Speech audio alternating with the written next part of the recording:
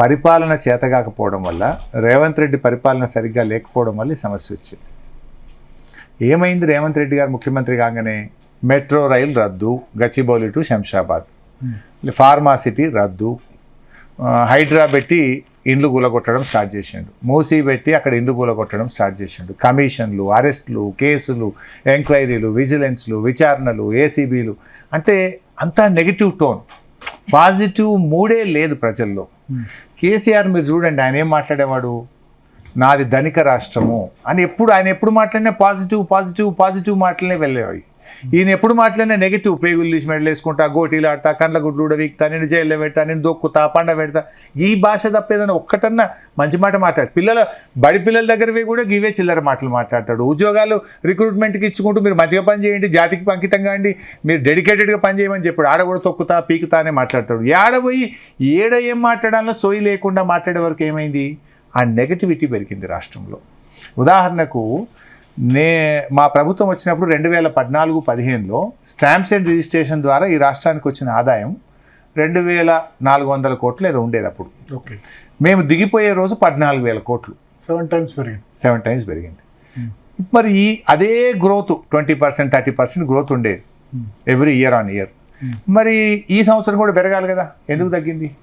Is it not your failure? Election year అంటారు వాళ్ళు. Election అయిపోయింది ఆల్రెడీ. మీరు 31 మార్చ్ నుంచి ఇప్పటికి చెప్తున్నా, ఎలక్షన్లు 31 మార్చికే అయిపోయినాయి. మీరు నవంబర్లో వచ్చిండ్రు, 31 ఎలక్షన్ కూడా జరిగింది, అది కూడా 31 మార్చికి అయిపోయినాయి. జనరల్ గా ఎలక్షన్ ఇయర్ 31 మార్చికి అయిపోయినాయి అవి కూడా.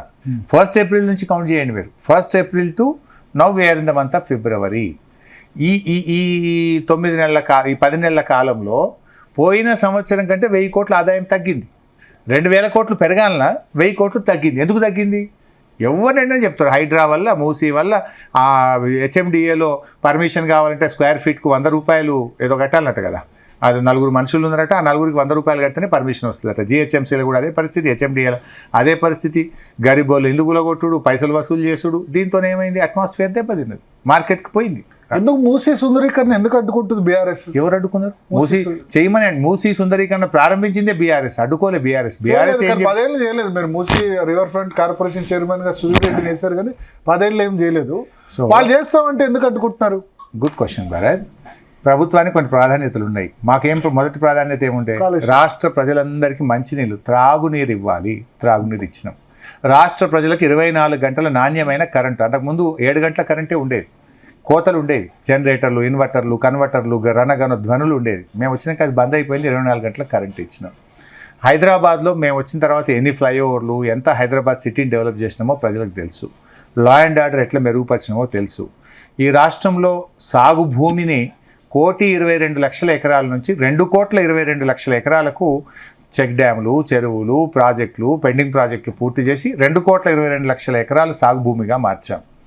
అదే ప్రాసెస్లో మూసీ కూడా ఏం చేసినామంటే, అసలు మూసీ సుందరీకరణ అంటే ఏంటి బాస్? ఫస్ట్ మూసీలో మురికి నీరు ప్రవహించద్దు. ఎక్కడి నుంచి పోతుంది మురికి నీరు? హైదరాబాద్ జంట నగరాల ప్రజల డ్రైనేజ్ వాటర్ మూసీలోకి వెళ్తుంది. అది వెళ్ళొద్దంటే ఏం చేయాలి? ఎస్టీపీలు కట్టి శుద్ధి చేసిన నీరు మూసీలోకి పంపాలి.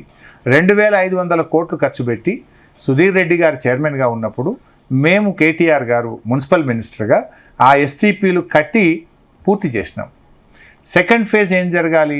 మూసీకి కాళేశ్వరం ప్రాజెక్టు నుంచి డిపిఆర్ తయారు చేసినాం, కొండపోచమ్మ సాగర్ నుంచి గోదావరి నీళ్లు తెచ్చి అందులో పోయడానికి. ఈ టర్మ్ గెలవగానే అది పిలిచి అందులో శుభ్రమైన నీళ్లు వదలాలనేది మా ప్రయత్నం. సో మూసీ శుభ్రం చేయడం ముఖ్యమా, మూసీ పేరు మీద రియల్ ఎస్టేట్ వ్యాపారం చేయడమా? మేము ఆ రియల్ ఎస్టేట్ వ్యాపారానికి వ్యతిరేకం తప్ప మూసీ సుందరీకరణకు, మూసీలో వాళ్ళు కూడా క్లియర్ గా చెప్పారు. హైడ్రా అయితే 2024 జూలై వరకు కట్టిన బిల్డింగ్స్ ఏవి కూడా చేతులు కాలినాక ఆకులు పట్టుకున్నారు. ఇప్పుడు సపోర్ట్ చేస్తారా? కాదు, ఎప్పుడు మాట్లాడినది చేతులు కాలినాక ఆకులు పట్టుడు అంటారు. మొత్తం మార్కెట్ పడిపోయి, రియల్ ఎస్టేట్ తగ్గిపోయి, బిల్డర్లలో తీవ్రమైన వ్యతిరేకత వచ్చి ప్రజలంతా కోపానికి వస్తే అప్పుడు అర్థమైపోయి అయ్యయ్యో తప్పైపోయింది, కొత్త వాటికే వర్తిస్తాయి, పాత వాటికి